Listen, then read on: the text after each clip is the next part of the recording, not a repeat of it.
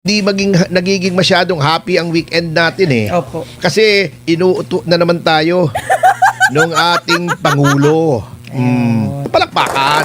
At sabi ni Pangulong Marcos, pagkatapos daw ng 4 na dekada na lower middle income country tayo mula noong 1987, sinong Pangulo noon? Di ba si Cory? Oh. Paktay. Tayo ay naging upper middle income country at kanyang kiniklaim ang kredito.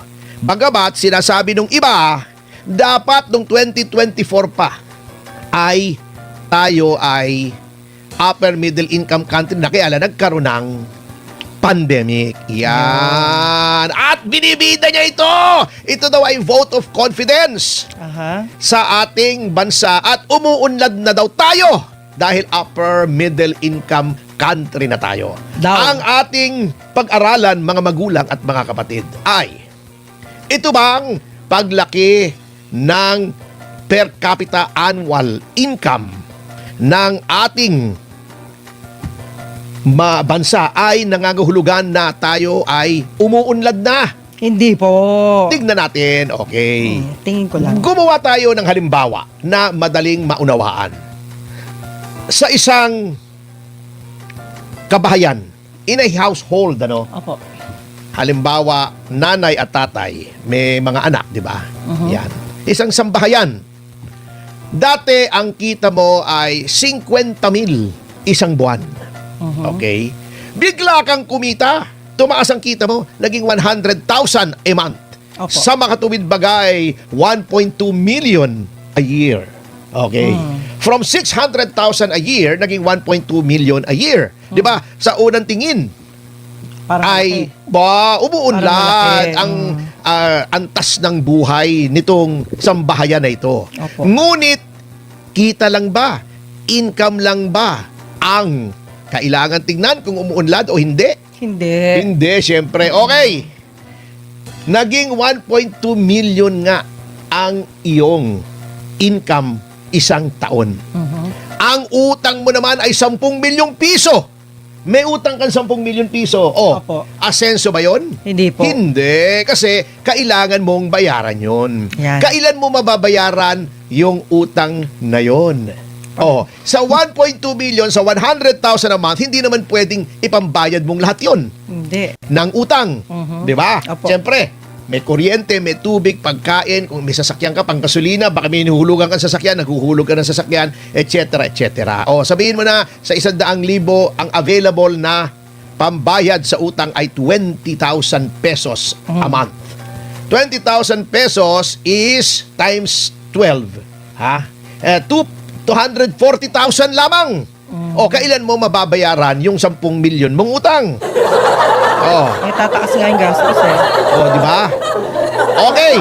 Yun bang utang mong 10 milyon ay lumalaki o hindi? Kung hindi lumalaki, maaaring maganda nga ang takbo kasi lumaki yung kita mo, mababayaran mo yung utang mo. Kung hindi lumalaki yung utang, Lalaki gastos. yun nga. Ayun yung nangyayari doon. Okay, di ba ganon? Opo. Ikaw ba ay may ilang pinagkagastusan pa? 100,000 nga yung iyong income kada buwan. Yung 50,000 naman noon ninanakaw nung katulong mo. Kada buwan, kinukupit ng driver, nung katulong, di ba? Ng mga empleyado mo sa opisina. Maganda ba ang buhay mo noon o hindi? Hindi po. Okay. Yan ang ehemplo natin, di ba? Okay. Ihalin tulad natin sa nangyayari dito na binibida ni Pangulong Marcos kasi wala na siyang maibida eh. Wala na siyang maibida kundi si Secretary Bida ng DOJ. Ayun. Yun lang ang bida.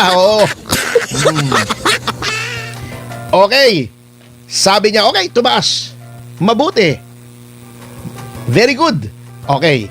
Pero, yan ba ay pakikinabangan ng pangkaraniwan taong bayan? Okay, yung sinabi natin example kanina. Kano ang utang ng Pilipinas? Okay. Sa kabuuan? Oo. 67.37% yan ang utang. Hindi, porsyento yun eh. Porsyento. Ikaw naman hindi to kasama. 1.55 trillion pesos Yes. ang utang. Opo, foreign debt. Oo. Okay. Yun ang utang ng gobyerno. Yun ang babayaran. At yung utang na yon, utang talaga yon, ha? Hindi yung katulad ng utang ng ina mo, ha? Na yung halimbawa, ng utang sa'yo, siyempre, alam mo naman, tubuan mo yung nanay mo, napakasama mo naman Hindi anak. pwede yun. Hindi pwede. Utang Oo. ng ina mo, utang ng ina nila, di ba? Oo, utang ng ina nating lahat. Oo.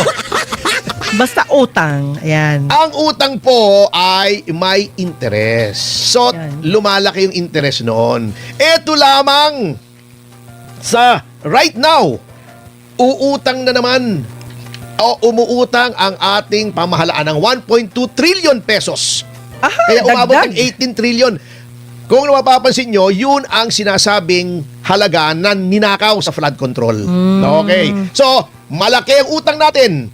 Lumalaki nga ang kita ng bawat mamamayan, pero yung yaman ng ating bansa pumupunta sa utang. Okay.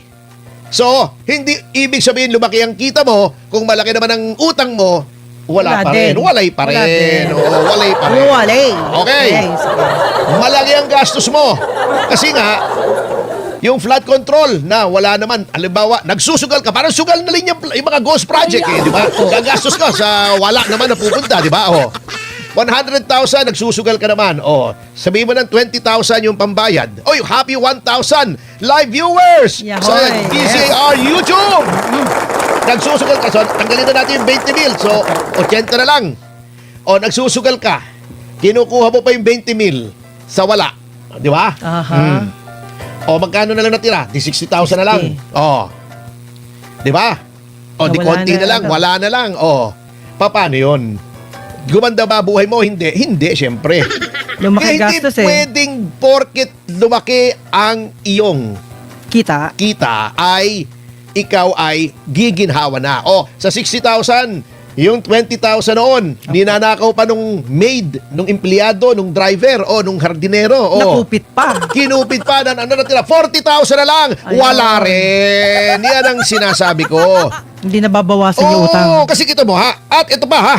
Kita mo, paanong sasabihin mo na, let's say, yung lumaki nga yung gastos mo, yung income mo, lumaki din naman yung gastos mo. Kita mo, tignan natin ang ekonomiya ng Pilipinas. Yan. Okay. Tignan natin, ha? Ito, ha? Hindi po ako nagsasabi nito. Ito ay sinasabi ng IMF, World Bank, Asian Development Bank at Moody's.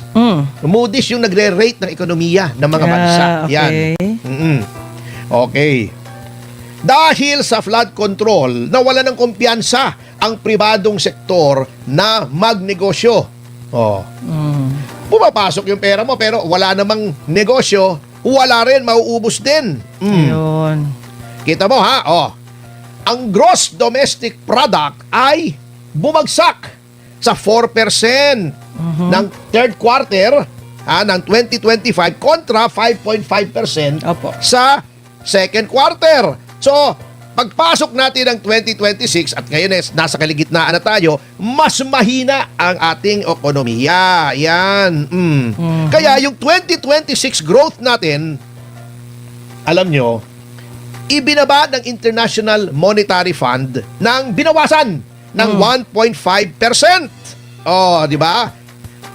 Okay. Meron pa tayong taripa mula sa Estados Unidos ng 19%. Tinaasan pa. Nawala pa Tinaasan yung pa. blue crab natin. Oo. Na yung pala 6 na bilyon ang pinapasok sa atin kada taon. Okay. Ito ang ating growth, ha. Less than 6% tayo hanggang 2027. Yan. Ang Moody's, na downgrade tayo, dati 5.5% kasi ang projected growth, naging 4.9 na lang, napakababa.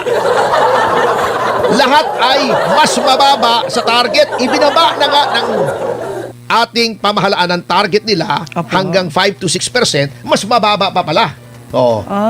Siguro ang consultant nila dito, si Nato Reyes, kasi Mas mababa. Hindi mababa. Puro baba. Oo, Ayan na. mababa. Okay. Bumaba. Di ba? Yun ang mabigat. Inflation. Ayun. Mataas.